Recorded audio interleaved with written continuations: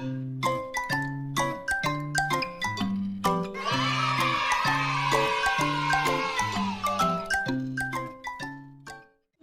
hari ni nak buat apa? Paint? Paint? Painting. Painting the animal. What?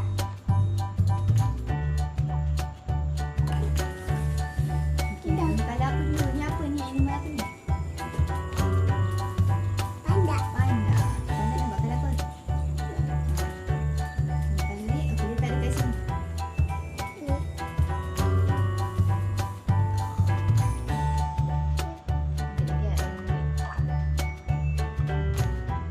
Buat sekeliling. Buat sekeliling. Buat sekeliling.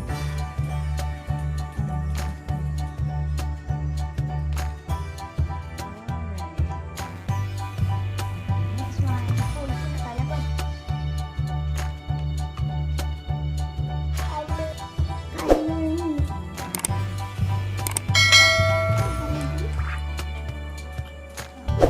Buat dekat tisu ni. Dekat sekeliling tisu. Bukan buat kat dalam ni. Buat kat sekeliling dia.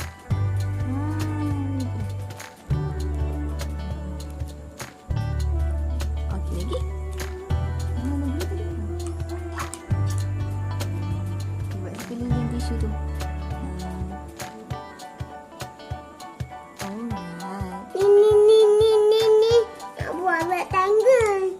Rectangle. Macam rectangle ke shape tu? Satu colour apa tu? Red. Kalau Okay, next. Next one buat tiger.